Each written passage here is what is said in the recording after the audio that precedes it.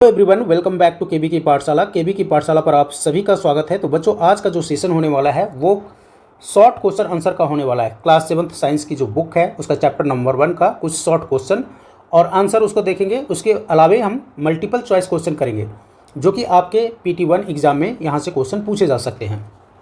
पहला क्वेश्चन क्या है? पहला क्वेश्चन है व्हाट इज साइंस। साइंस होता क्या है, तो कैसे आप इसको डिफाइन करेंगे? Science is the study of, science is the study of, किसका स्टडी है साइंस? वर्ल्ड का। Science is the study of world around अस, हमारे आसपास की जो दुनिया है उसी के स्टडी को हम क्या बोलते हैं? साइंस बोलते हैं।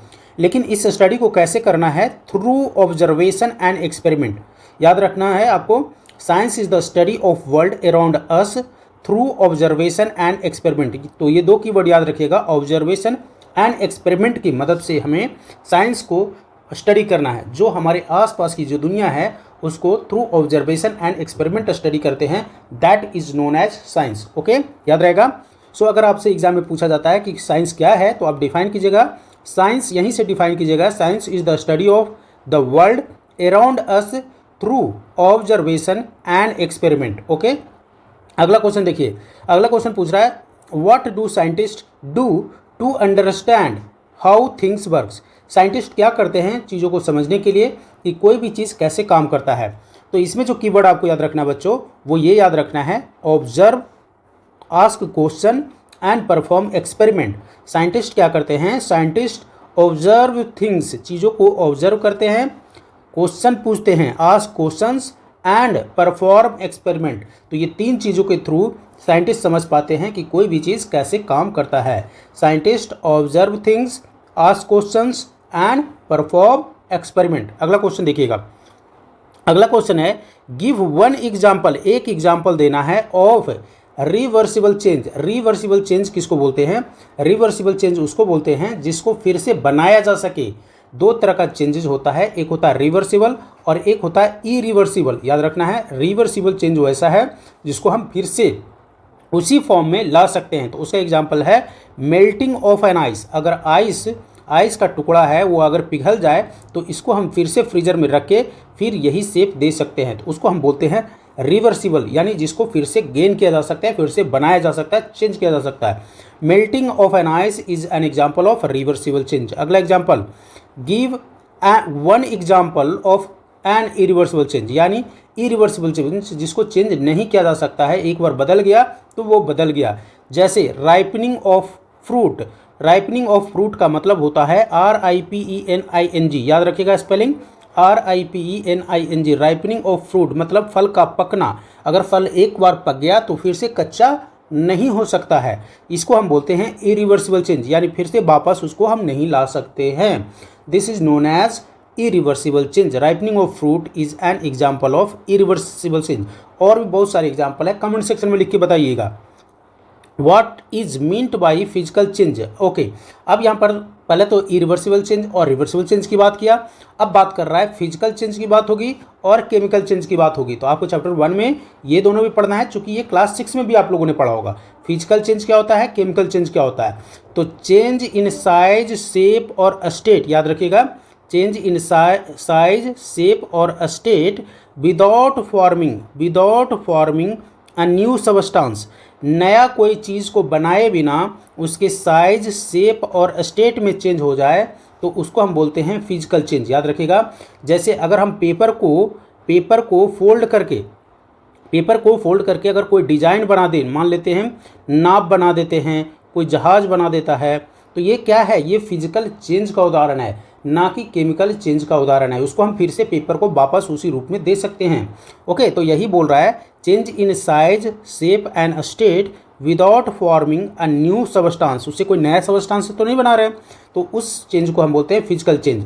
अगला एग्जाम्पल है what is an example, what is chemical change. Chemical change क्या बोलते हैं? Chemical a change where a new substance is form. इसमें देखिए फिजिकल चेंज में नया सबस्टांस हम नहीं बना रहे थे, without forming a new substance. लेकिन केमिकल चेंज में ऐसा चेंज, तो यहाँ पर लिखेंगे chemical change is a change where a new substance, याद रखिएगा इसको, a new substance is formed is known as chemical change. याद रहेगा, a change where a new substance is formed is known as chemical change. जैसे milk से milk से curd का बनना, मिल्क से दही का बनना is an example of chemical change. Okay, आगे what do the term curiosity का मतलब क्या होता है? What does the term curiosity refer to? आपका बुक क्यूरोसिटी है, इसका मतलब क्या होता है? तो इसका मतलब होता है curiosity refers to the desire, याद रखिए ये कीवर्ड को, डिजायर टू लर्न और नो मोर, किसी भी चीज़ों को सीखना और जानना, ज़्यादा जानना और सीखना ही क्या कहलाता है? क्यूरोसिटी कहलाता है।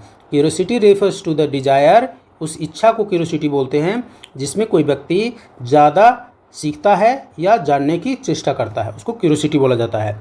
How a shadow is formed, किसी भी व्यक्ति का जो परछाई होता है, शैडो को हम बोलते हैं हिंदी में परछाई, तो शैडो कैसे बनता है? How does a shadow form? तो शैडो बनता है when something blocks light, light को जब हम ब्लॉक कर देंगे तो वो क्या बनाएगा? वो हमारा शैडो बनाएगा।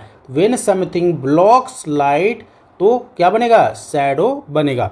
अब मल्टीपल चॉइस क्वेश्चन देख लेते हैं इस चैप्टर से क्या मल्टीपल चॉइस क्वेश्चन बन सकता है।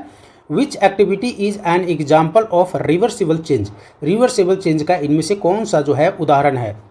अब देखिए बर्निंग वुड, अब बर्निंग वुड, वुड को अगर एक बार जला दिए, लकड़ी को एक बार जला देंगे तो क्या फिर से लकड़ी के शेप में ला सकते हैं? तो नहीं, ये हो जाएगा हमारा irreversible change. Melting of an ice, ice को अगर एक बार पिघला दिए तो क्या फिर उस शेप में ला सकते हैं? बिल्कुल ला सकते हैं। तो हमारा आंसर हो जाएगा मेल्टिंग ऑफ एन आइस। दूसरे एग्जाम्पल को भी देख लेते हैं। कुकिंग, कुकिंग ओके राइस होगा यहाँ पर राइस कर लीजिए, कुकिंग राइस। तो राइस को अगर एक बार पका दिए तो फिर से उसी शेप में नहीं लाया जा सकता है, तो ये नहीं होगा, ये नहीं होगा।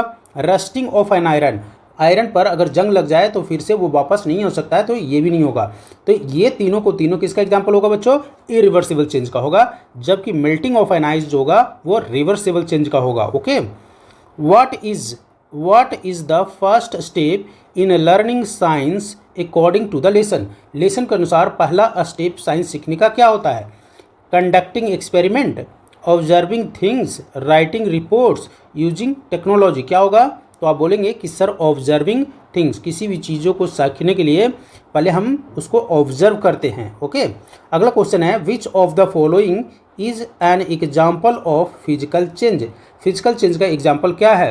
तो ऑप्शन में दिया है burning paper, folding paper, cooking an egg and ये क्या है? Sourcing of milk.